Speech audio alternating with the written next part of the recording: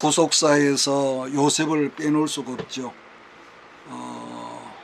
하나님께서 아브라함에게 약속하신 거, 이제 큰 민족을 주리라고 그랬잖아요. 그래 큰 민족이 되는 과정 속에서 요셉이 그 통로로 쓰임 받고 지금 이제 그 이스라엘을 이집트로 이민하기 직전에 이런 사건이 일어난 것을 봅니다. 그래서 오늘은 요셉에 대해서 말씀의 떡을 나누려고 합니다. 지난 시간에 조금 제가 말씀을 했지만은 인간적으로 이 요셉을 생각한다면은 요셉의 삶이 형통했다고 볼 수 있을까? 이 점을 여러분 생각해 보면 해볼수록 말도 되지 않은 인생이 요셉의 여러분 인생이었거든요. 그러니까 적어도 생각이 있는 사람이라면은 어느 누가 보더라도 요셉의 삶은 뭐죠? 불통자체란 말이에요. 그러나 우리 인생의 모든 섭리의 연출자가 되신 하나님이 요셉을 그렇게 만들지 않으셨다면은 여러분 요셉이 어떻게 해서 그 당시 전 세계 최강의 제국의 국무총리가 될 수 있었겠느냐 하는 점을 우리가 여기서 발견을 해야 합니다. 사실 정상적인 인지 능력을 가진 사람이라면은 지구상에 어느 누가 불통한 걸 좋아하겠으며 또 줄이고 목마르고 억울하고 얻어맞고 이런 감옥 속에 들어가 사는 것을 좋아하는 사람은 아무도 없겠지요. 자, 그러나 인생이라고 하는 것은 지식의 유무와 빈부 귀천을 막론하고 사람은 낮아져 있을 때라야 뭘 배웁니까? 겸손을 배우죠. 낮아져 있을 때라야 진실이 뭔 줄 알고 정직을 배우고요. 또 낮아져 있을 때라야 하늘을 본다는 것입니다. 사람이요, 밝아진 사람들, 내 삶 속에 모든 게 넉넉하고 풍성하면은요, 하늘을 보지 않습니다. 그래서 옛날에 누가 그런 말을 했거든요. 돼지라는 짐승은 뒤집어져야만 하늘을 본다고요. 그러니까 죽지 않으면 못 본다는 거죠.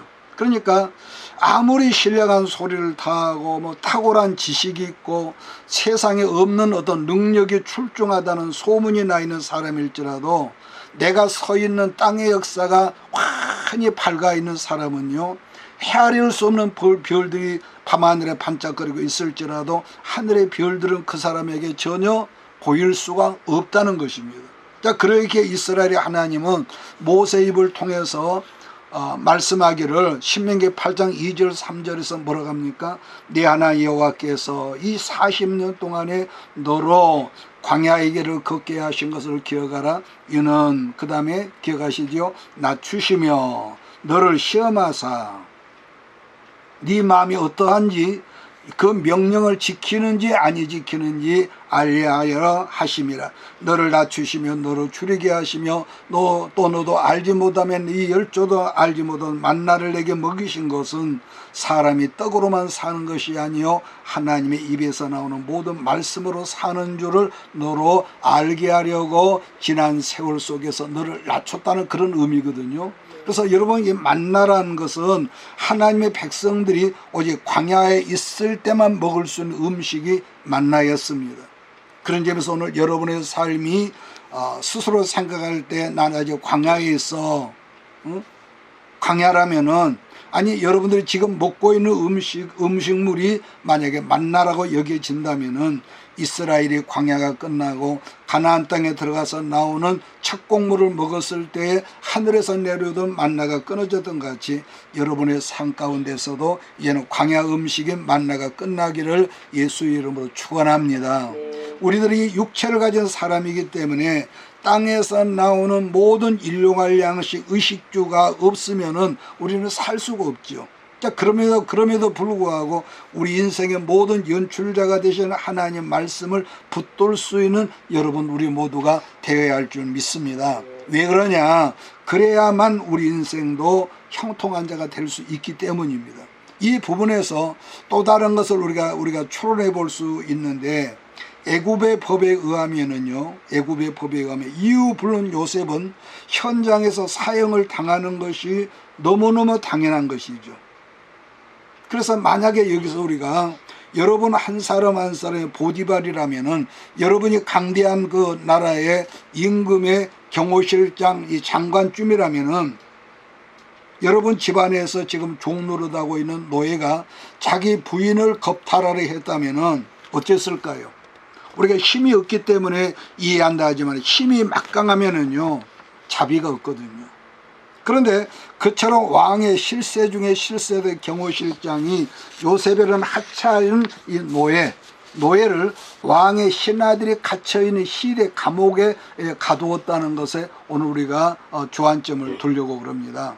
여러분 성경은 여기에 대해서 아무런 언급이 없지만은 보디발은요 자기 부인에게 평소에 그런 그 바람기가 있는 것을 알았던 것 같습니다. 우리가 옛날 로마 시대를 보더라도 그때는 뭐 아주 문란한 시대였기 때문에 그건 아무것도 아니었단 말이에요.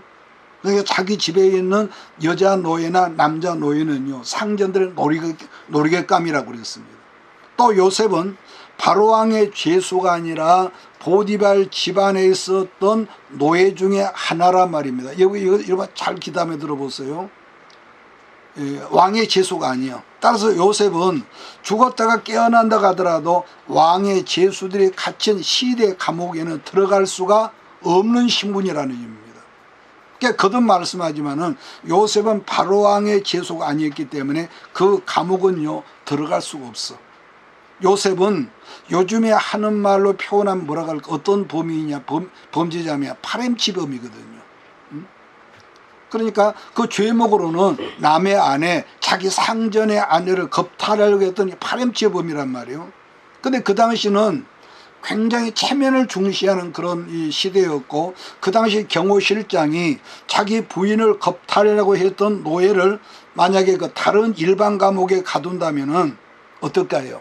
자연히 자기 집안에 나쁜 소문이 밖으로 퍼져나갈 수밖에 없었지 않았을까?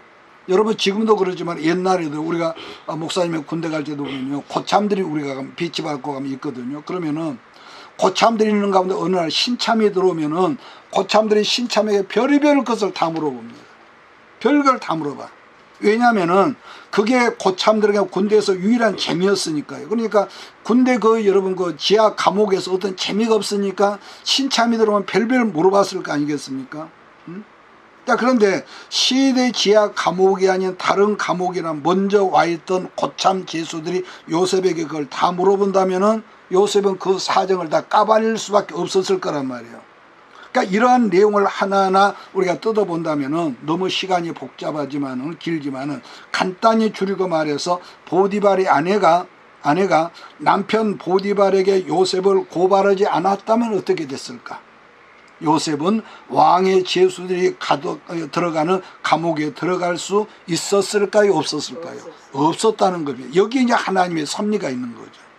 그러면은 이 말을 제가 왜 자꾸 반복하냐면은 그 감옥은요 표면적으로 시대 감옥이지만은 그 감옥은 보디발 집안에 있는 감옥이라는 거예요. 보디발 집안에 있는 감옥. 그러니까 예수님 시대에도 가야바나 이 제사장 안나스 당시에도 집안 뜰 지하에 감옥이 있었다고 그랬습니다. 그러니까 그 뜰에서 예수님이 재판을 받았고 그 뜰에서 추우니까 밤에 모닥불을 피고 있는데 가슴에 믿음의 신앙의 불이 꺼진 베드로가 뜰에 피워놓은 모닥불에 이 불을 쪼이고 있는 걸 우리가 성경에서 봤지 않습니까? 그러니까 보디발의 집, 그 뜰 집 아래에 지하에 감옥이 있었다는 거죠. 그러니까 보디발의 입장에서 우리가 이것을 이제 생각을 해봅시다. 요셉을 죽여버리자니 그동안 요셉이 자기에게 얼마나 그 선한 모든 행위들을 자기가 안단 말이에요. 또 하나님의 함께 하시는 걸 자기가 보았다고 그랬고.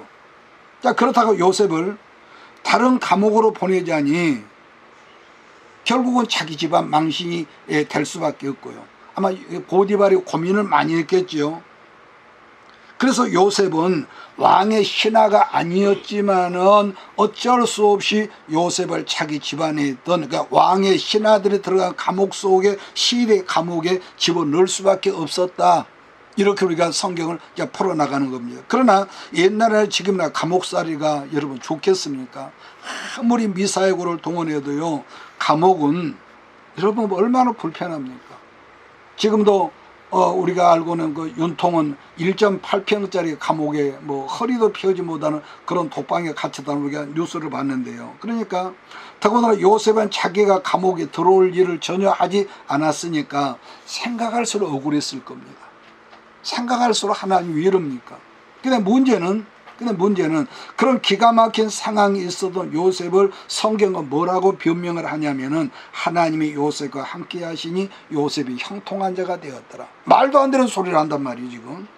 무슨 말이냐면은 근데 여기서 큰 우리가 이 구속사적인 그림을 그려놓고 보니까 정말로 요셉이 형통했다는 말씀이 여기서 이해가 되고 납득이 되더라는 거죠. 자, 그러나 당시 여러분하고 내가 요셉이라고 할지라도 너무 지금 당면된 이 현실이 어둡고 억울하니까 아마 그 지하 감옥에 쇠창살을 붙잡고 아마 머리를 쥐어 박으면서 자살을 꿈꾸지 않았을까.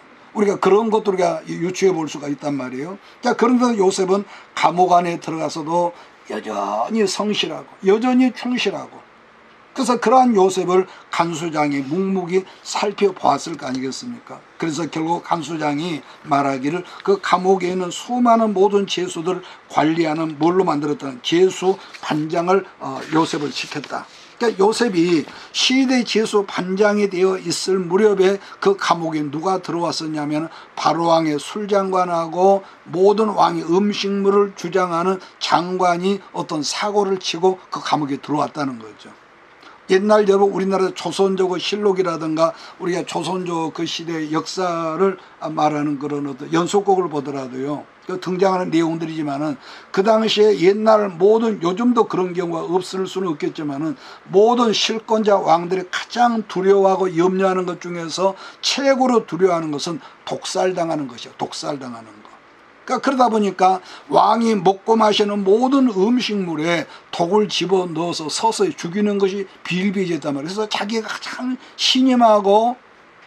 신임하는 그런 어떤 측근들을 그런 그 주방장, 그런 그 모든 관리를 삼았다는 거죠. 그래서 동서양을 막론하고 모든 음식물이 왕에게로 들어가기 직전에 이 신하들 중에서 누굽니까?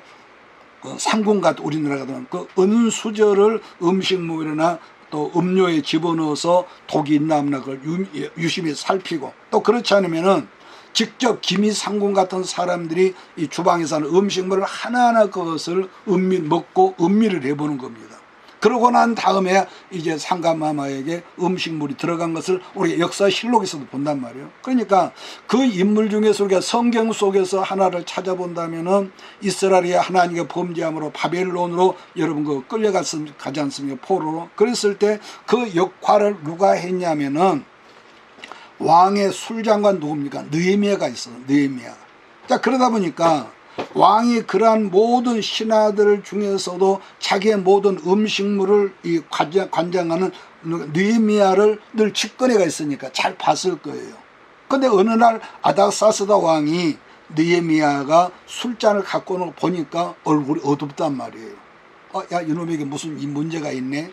느헤미야 2장 2절을 보니까 왕이 내게 이르시되 네가 병이었거늘 어찌하여 얼굴에 수색이 있느냐. 이는 필은 네 마음에 근심이 있음이로다. 그랬을 때에 느헤미야가 심히 근심했다고 하는 표현이 있습니다. 왜냐하면 자칫 그 말이 곡해가 되면은 현장에서 그때 당시에는 그냥 한 칼에 죽을 수가 있단 말이에요. 그러니까 왕이 말하기를 내가 보려면 네가 어떤 질병이 없는 것으로 아는데 왜 오늘따라 네 얼굴빛이 어둡냐 그랬다는 거죠. 그래서 자기 고국 예루살렘 성읍이 불에 타고 성읍이 무너졌다는 기가 막힌 말을 내가 듣고 나서 내 마음이 좀 어두워졌습니다. 이렇게 이 변명을 했다 그랬거든요. 그런데 여기서요, 만약에 요셉이 시대 형무소 제수 반장이 되어 있기 전에 술장관과 떡장관이 와 있었다면은 어쩌면 요셉하고 상관이 없었을 수도 있다는 그런 생각을 해봤거든요. 자, 그런가 하면 요셉이 보디발 장관의 오해가 풀려서, 그럴 수 있잖아요. 보디발 장관의 오해가 풀려서 우리 마누라가 평소에 그런 끼가 있어서 그랬던 걸 내가 이제 알았다. 요셉아 미안하다. 그러면서 요셉을 감옥에서 해방시켜 주었다면은 어떻게 됐을까? 그런데 요셉이 제수 반장이 되어 있을 때 술장관하고 떡장관이 지금 들어왔거든요. 또 하나는 시대장 보디발이 요셉을 여전히 신임하고 있었기 때문에 간수장에게 말을 해서 간수장으로 요셉을 제수를 관장하는 반장을 시켰을 거다. 우리가 이렇게 성경을 앞뒤 문맥을 보면서 유추할 수가 있거든요. 이제 그러한 상황이 있을 때 두 장관이 감옥에 들어왔다는 것이고, 어느 날 요셉이 그 장관들이는 감옥에 갔더니 두 장관의 얼굴색이 좀 유치한 표현으로 똥 씹은 그런 표정이었다. 그래서 요셉에 물었다는 겁니까? 아니 장관님들 무슨 일인데 그렇게 얼굴이 수색이 가득합니까? 그랬더니 기가 막힌 꿈쟁이 요셉에게 꿈 이야기를 이 장관들이 하는 겁니다. 지금도 우리가 여러분 가끔 꿈을 꾸지만은 일반적인 개꿈이 있고, 여러분 하나님께서 계시하시는 꿈이 있습니다. 그 꿈은요 절대로 몇십 년 잊어버리지 않습니다. 그래서 그런 점에서 우리가 욥기 성경을 보면은 욥기 33장 14절 이런 말씀이 있거든요. 사람은 무관히 여겨도 하나님은 한 번 말씀하시고 또다시 말씀하시되 사람이 침상에서 졸며 깊이 잠들 때나 꿈에나 밤의 이상 중에 사람의 귀를 여시고 인치도 도장을 박듯이 교훈하시나니 이는 사람으로 그 꾀를 자기 꾀를 버리게 하려 하심이며 사람에게 교만을 막으려 하심이라. 그는 사람의 혼으로 구덩이에 빠지지 않게 하시며 그 생명으로 칼에 멸망치 않게 하시려고 그런 꿈을 이 비전을 주셨다는 거예요. 그러니까 누구나 잠을 자다가 꿈을 꾸겠지만은 아까 말씀드린 대로 하나님께로부터 오는 계시적인 꿈은요 도장을 찍듯이 꾸어지는 그런 꿈이 있다는 것인데, 그러한 계시 꿈은요 아까 그랬죠, 세월이 가도 몇십 년이 가도 그 꿈은 잊어지질 않는다. 그러니까 성경을 보면은 하나님과 무관한 세상 왕인데도 하나님이 그러한 계시의 꿈을 꾸게 해서 장차 될 일을 미리 알게 하신다는 말씀인데, 우리가 다니엘 성경을 보면은 다니엘 때 누굽니까? 느부갓네살 왕이나 그 밖에 하나님의 사람들에게 마치 도장을 치듯이 그 생각의 이 계시로 도장을 찍으신다는 그런 내용들이 있단 말이에요. 그러니까 지금 술장관과 떡장관도 그러한 꿈을 꾸는데 이게 계시적인 꿈이거든요. 근데 문제는 계시를 받았는, 꿈을 통해서 받았는데도 지금 뭐가 문제입니까? 꿈 해석을 못한다는 것 때문에 이걸 고민하고 있는 거예요. 그런 고민하고 있은 순간에 요셉이 와서 말하기를 장관님들 왜 근심빛이 가득합니까? 이렇게 물어봤겠지요. 그랬을 때 유명한 꿈 이야기의 주인공인 요셉이 꿈 해석을 하는 것이 나타나는데, 요셉이 이런 말을 하는 겁니다. 요셉이 그들에게 이르되 해석은 하나님께 있지 아니하나이까? 참, 근데 이 말을요, 이 짧은 말 속에서 뭘 우리가 성경을 읽어서 발견하냐면은 이러한 자세가 바로 영적으로 깨어있는 사람의 여러분 상태라는 겁니다. 그런 점에서 나는 여러분이 지금 어디에서 무슨 일을 어떤 일을 하든지 항상 하나님과 주파수가 연결되어서 영으로 깨어있는 성령의 사람이 되기를 예수의 이름으로 축복합니다. 요셉이 지금 술장관하고 떡장관에게 하는 말을 생각해 보면요, 평소에 얼마나 자기 그 생각 속에 많은 훈련이 되어 있으면 이런 말을 즉석에서 할 수가 있었을까? 여러분 데살로니가 전서 5장인가 보면 이런 말이 있거든요. 형제들아, 너희는 어둠에 있지 아니하며 그날이 도적같이 너희에게 임하지 못하리니 너희는 다 빛의 아들이요 낮의 아들이라. 우리가 밤이나 어둠에 속하지 아니하나니 그러므로 우리는 다른 이들과 같이 자지 말고 오직 깨어서 근신하라는 그런 당부의 말이 있습니다.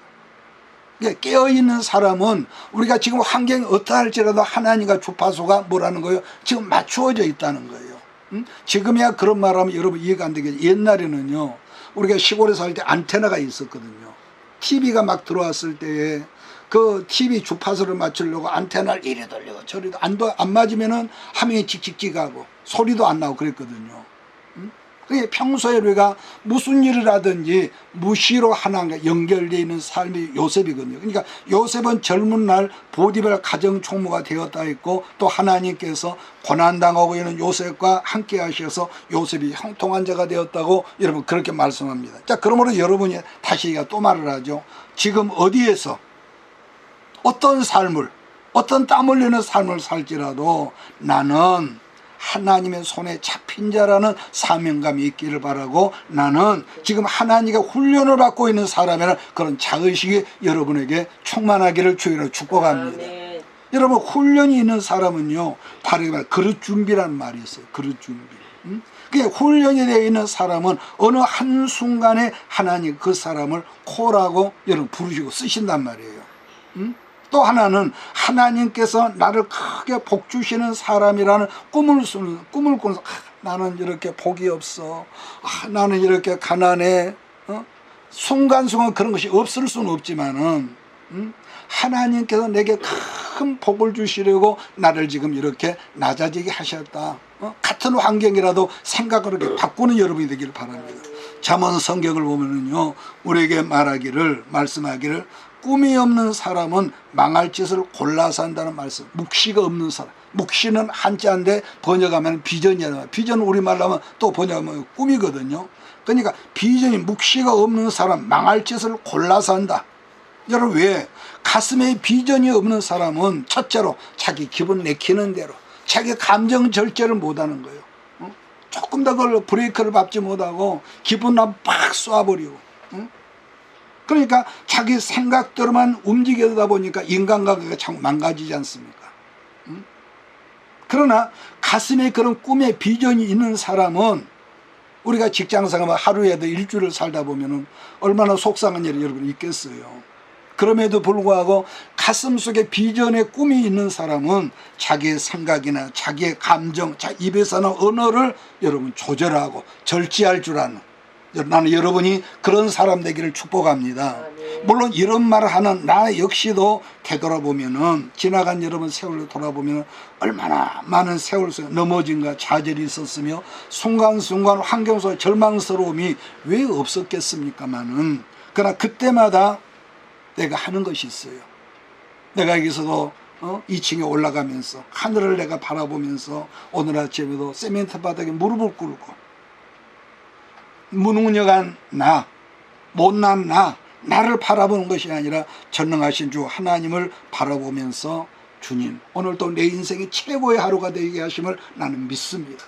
이 기도를 꼭 제가 하고 올라가거든요. 그러니까 땀 흘려서 우리가 열심히 삶 속에 일하며 살지라도 언제나 주만 바라볼 수 있는 그런 신령한 여러분이 되기를 주의 이름으로 다시 한번 당부합니다. 그러니까 요셉의 꿈 해몽 그대로 어떻게 됩니까? 3일 후에 술장관은 바로왕의 생일 특사가 되어서 석방돼 나가고 떡장관은 사형을 당하거든요. 그러니까 석방돼 나가는 술장관의 바짓가랑이를 붙잡고 요셉이 말하기를 당신이 제자리에 올라가거든 나를 좀 생각하셔서 나를 석방시켜 주세요. 나는 히브리에서 잡혀온 사람이고 이 감옥에 잡혀올 정도로 내 인생을 내가 함부로 안 살았던 사람이라고 누누이 당부하고 간절히 부탁하지만은 문제는 술장관이 자기의 복제가거나 요셉을 얻어 까마득히 잊어버려. 그렇다면 여러분 생각에 지금 요셉은 형통한 사람이겠습니까? 불통한 사람이겠습니까? 불통한 사람이죠. 그런데도 성경은 하나님이 요셉과 함께 하시며 요셉이 형통한 자 이렇게 말한단 말이에요. 앞뒤가 안 맞아. 만약에 성경에는 없지만 술장관이 요셉의 부탁대로 왕에게 간청을 해서 요셉을 풀어줬다면 요셉이 어떻게 했을까요? 야, 너는 이제 무죄다. 석방이다. 노예도 아니다. 그럼 어떻게 했을까요? 모르지만 우리 추론하는 겁니다. 성경 볼 때 이런 앞뒤가 성경에 없지 이런 추론이 굉장히 중요해요. 모르긴 하지만은 요셉이 지난 10수년 동안에 얼마나 그 아버지가 그리웠을까. 엄마는 일찍 돌아가셨지만 그 아버지가 얼마나 요셉을 살아서 다른 아들들과 다르게 까치 색동옷을 입힐 정도로 사랑했거든요. 그러니까 요셉이 꿈에 그리웠던 아버지를 향해서 가나안 땅으로 달려갔다면은 전제하는 겁니다. 만약에 요셉이 아버지 야곱을 찾아갔다면은 그 자체가 형통이겠습니까? 불통이겠습니까? 그렇습니다. 그 자체가 불통인 거죠. 하나님은 언제나 때가 있고 당신의 플랜이 있다는 거 아니겠습니까? 따라서 술장관이 요셉을 잊어버린 것 자체가 요셉에게는 형통한 여러분 인생이었다는 거. 그러나 요셉의 입장에서 내 입장에서 언제쯤 오매불망 아마 춘향이가 춘향이 맞죠. 서울 간 이도령이 오는 거를 얼마나 기다린 것처럼 어제나 오늘이나 기쁜 소식이 오지 않게, 그러니 간절한 오매불망의 마음이 성경에는 없었지만 있지 않겠습니까? 자, 그러던 중에서 2년이라는 세월이 흘렀다는 거죠. 그때가 요셉의 나이가 30세였는데 이 요셉의 나이를 제가 갑자기 말하, 이스라엘은 정통적으로 이 25살이 되면은 준예비 제사장입니다. 레이지파를 말하면. 그래서 30살이 되면은 정식적으로 사역을 감당할 수 자격을 주거든요. 우리식으로 하면 30살이 되면은 목사 안수를 받을 수 있는 자격을 주는 겁니다. 그래서 그러는데 요셉은 모든 영역에서 이 땅에 오시는 예수 그리스도의 모형이거든요. 뭐라고요? 모형. 그러면 요셉은 왜냐? 요셉은 은동 20냥에 팔렸고 예수님은 30냥에 팔렸는데 또 이방인 여자와 결혼했습니다. 요셉이. 그러면은 이렇게 말하면 예수님 이방인하고 결혼했을까? 그 말이 아니라 예수님은 하나님과 전혀 무관한 우리들을 아브라함의 자손으로 삼으시고 이방인 우리를 당신의 신부로 우리 삼았다고 성경은 말씀한단 말이에요. 그 다음으로 아버지의 사랑을 받은 것하고 예수님이 하나님의 사랑을 받고 그 다음은 형제들의 미움을 받는 것, 또 두 제수하고 함께 십자가 달렸는데 마찬가지로 요셉도 하나는 살고 하나는 죽었단 말이에요. 예수님도 한쪽은 구원받고 한쪽은 지옥 갔습니다. 또 죽음의 자리까지 내려가셨다가 다시 영광의 자리로 올라가신 분이 예수님이듯이 요셉이 그랬거든요. 그러니까 국무총리가 되는 자리에서 애굽의 바로 왕은 요셉의 이름을 뭐라고 기했다고 했습니까? 따라서 합시다. 사브나파네아. 사브나파네아. 이 이름의 뜻은요, 아마 제가 이 사브나파네아 설교를 아마 30년 전에 옛날에 우리가 3층에 있을 때 한번 했던 것 같아요. 이름의 뜻이 뭐냐면 만민의 생명의 부양자라는 의미거든요. 생명의 부양자. 예수님의 만민의 부양자 아닙니까? 그냥 구약은 여러 사람들이 예수님의 모형으로 소개되지만은 그러나 요셉 위의 사람들은 한두 가지 것으로만 예수의 모형이지만은 요셉은 전적인 모든 면에서 예수님하고 너무 닮은 예수의 모형이라는 점이기 때문에 구약에 나타난 완전한 예수님의 복사판, 이렇게 우리가 말을 하는 거죠. 그러니까 술장관이 석방될 때가 요셉은 28살이었는데 그 후에 2년이 지났을 무렵에 바로왕에게 사건이 생기죠. 하나님 역사거든요. 꿈을 꾸는 겁니다. 꿈에 보니까 간단히 제가 줄여서 말합니다. 아주 살찐 큰 암염 이 소들이 나일 강가에서 이 기름진 풀을 뜯어먹고 있는 겁니다. 근데 잠시 잠깐 보니까 아주 말라깽이, 그렇게 말라버린 말라깽이 흉물스러운 여러분 소들이 나타나더니 기름진 풀을 뜯어먹는 것이 아니라 좀 전에 봤던 살찌고 아름다운 소들을 몽땅 잡아먹었다는 거예요. 왕이 너무 놀래가지고 이게 뭔 꿈일까? 아니라 또다시 잠이 들었다는 거죠. 그러니까 잠을 또 꾸었는데 이번에는 탐선 알곡들의 바람에 살랑거리고 있었는데, 근데 잠시 또 보니까 앙상하게 메마른 다른 곡식 줄기가 나타나더니 세상에 아름답고 탐선 알곡들을 다 잡아먹었다는 거죠. 그래서 이게 무슨 꿈이냐, 무슨 꿈이냐. 그처럼 괴상한 꿈이 너무 흉물스럽고 괴상해서 이튿날 애굽의 모든 여러분 술사들, 점쟁이들을 불러다 놓고 꿈 얘기를 하면서 해몽을 좀 해봐라. 그랬더니 하나님께 주신 꿈을 해몽할 사람이 없는 거예요. 아무도 풀지를 못하고 이 술사들이 눈만, 우리식으로 보면 그래, 눈만 껌벅껌벅하고 있었을 거 아닙니까? 그 회개의 망치간 꿈 때문에 왕궁이 아주 뒤숭숭하고 분위기가 살벌하고 있을 그 즈음에 누가 나타납니까? 술장관의 왕의 꿈 때문에 왕궁이 뒤숭숭하다, 그 얘기를 듣자마자 누가 생각해 놨겠습니까? 드디어 짱 하면서 나 좀 봐라, 나 좀 봐라. 그러면서 요셉이 생각나서 왕에게 덕다하게 달려간 것이죠. 우리가 그 말씀을 창세기 41장 8절로 13절까지 읽겠습니다. 8절로 창세기 41장 같이 읽을까요? 시작. 아침에 그 마음이 번민하여 보내어 애굽의 술객과 박사를 모두 불러 그들에게 그 꿈을 고하였으나 그것을 바로에게 해석하는 자가 없었더라. 술 맡은 관원장의 바로에게 고하여 가로되 내가 오늘날 나의 허물을 추억하나이다. 바로께서 종들에게 모아사 나와 떡 굽는 관원장을 시대장의 집에 가두셨을 때에 나와 그가 하룻밤에 꿈을 꾼즉 각기 징조가 있는 꿈이라 그것을 시대장의 종된 히브리 소년이 우리와 함께 있기로 우리가 그에게 고하되 그가 우리의 꿈을 풀며 그 꿈대로 각인에게 해석하더니 해석한 대로 되어 나는 복직하고 그는 매어 달렸나이다.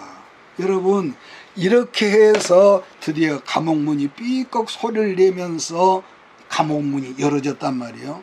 그러니까 14절을 보면은 가장 먼저 한 일이 요셉이 감옥에 나와서 수염부터 깎았다는 말씀이 있습니다. 왜냐하면은 애굽 사람들은요 수염 기른 것을 가정에다 수염을 안 길렀습니다.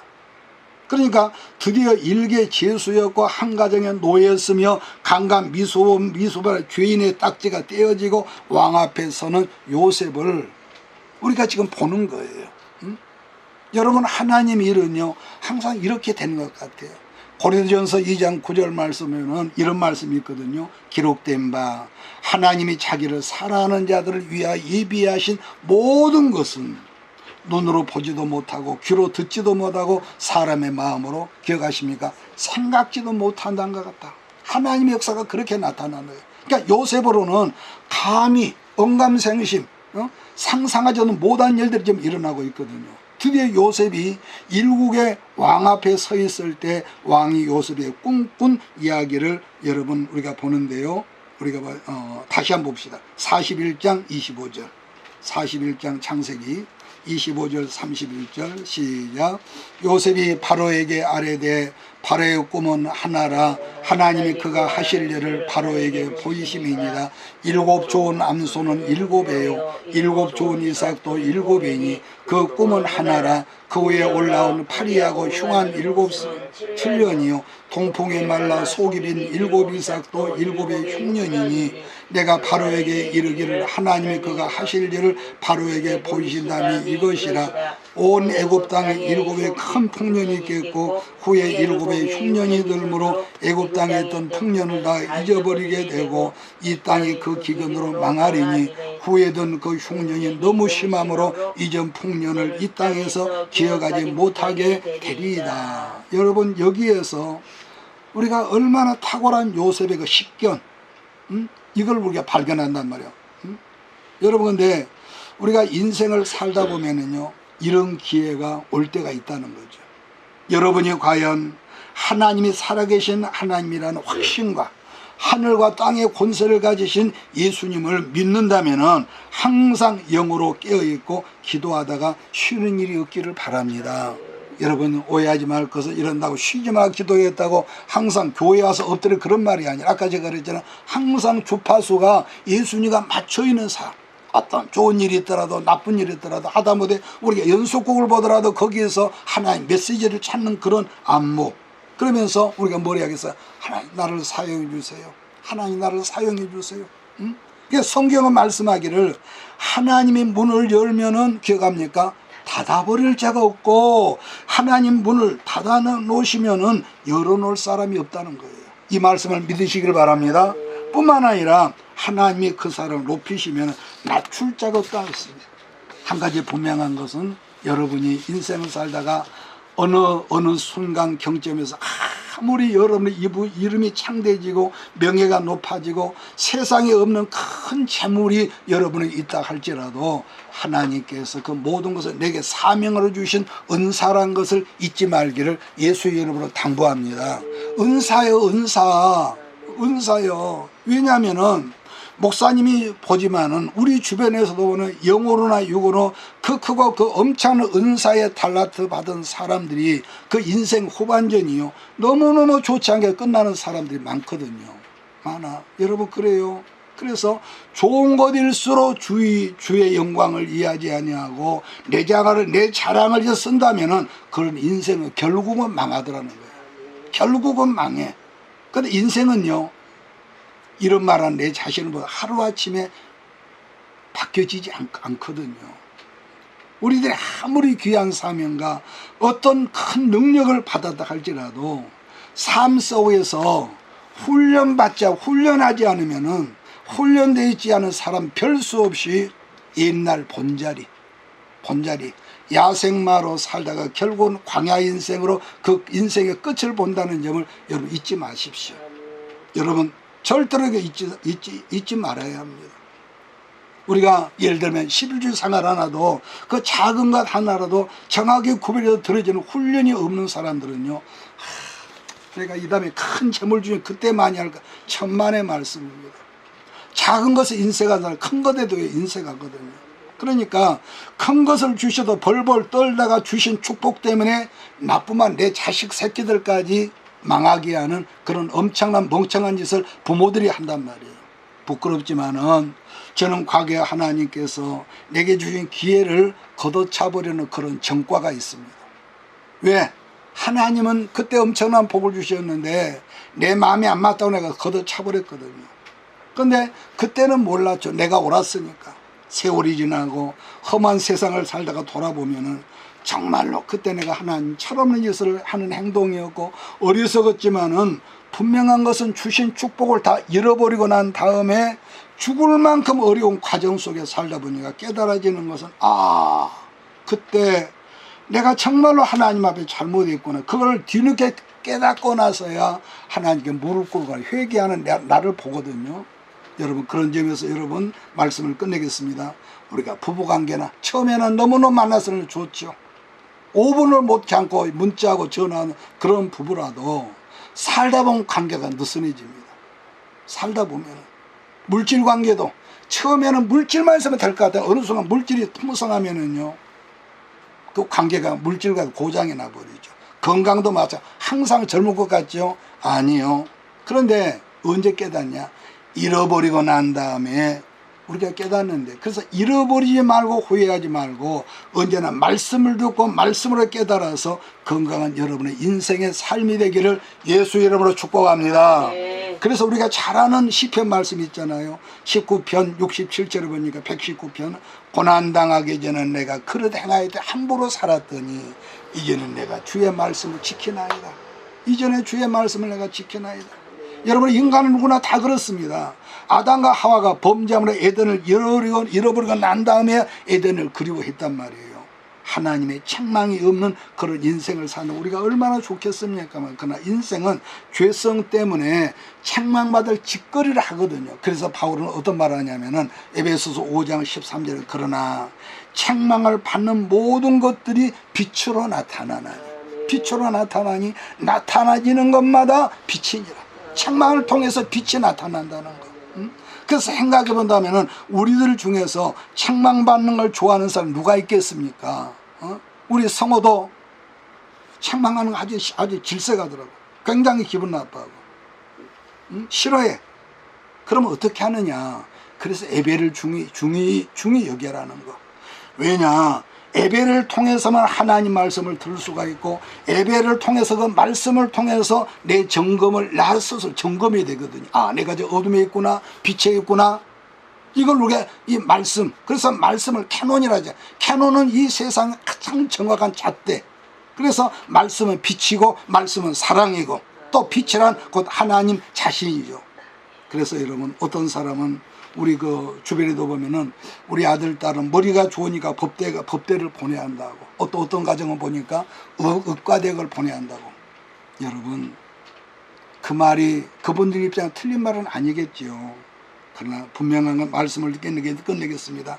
창조주 하나님, 하늘과 땅의 권세가 하나님 그분이 여러분 한 사람 한 사람을 주관하시고 그분으로 말미암아 그분의 말씀으로 말미암아 우리의 심령이 채워지기만 한다면은 오늘 요셉을 보십시오. 바라왕에게 장차 어떻게 해야 하는 대안까지를 자세히 말씀하지 않더냔 말이에요. 바라왕이 요셉에게 어떻게 그러한 요셉을 어떻게 했는지를 우리가 읽어보고 오늘 말씀을 끝냅시다. 41장 38절로 45절입니다. 41장 38절로 45절 보고 말씀을 끝내겠습니다.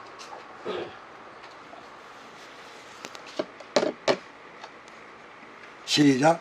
바로가 그의 신하들에게 이르되 이와 같이 하나님의 영에 감동된 사람을 우리가 어찌 찾을 수 있으랴 하고 요셉에게 이르되 하나님이 모든 것을 내게 보이셨으니 너와 같이 명철하고 지혜 있는 자가 없도다. 너는 네 집을 다스리라. 내 백성이 다 네 명령에 복종하리니 내가 너보다 높은 곳은 내 왕자뿐이니라. 바로가 또 요셉에게 이르되 내가 너를 애굽 온 땅의 총리가 되게 하노라 하고 자기의 인장 반지를 빼어 요셉의 손에 끼우고 그에게 세마포 옷을 입히고 금사슬을 목에 걸고 자기에게는 버금술에 그를 태우며 무리가 그 앞에서 소리 지르길 엎드리라 하더라. 바로가 그에게 애굽 전국을 총리로 다스리게 하였더라. 바로가 요셉에게 이르되 나는 바로라. 애굽 온 땅에서 내 허락 없이는 수족을 놀릴 자가 없으리라 하고 또 그가 요셉의 이름을 사브나 바냐라 하고 또 온의 제사장 보디베라의 딸 아스낫을 그에게 주어 아내로 삼게 하니라.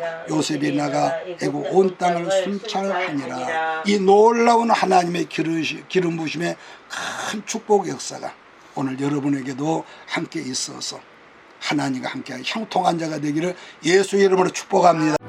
이것이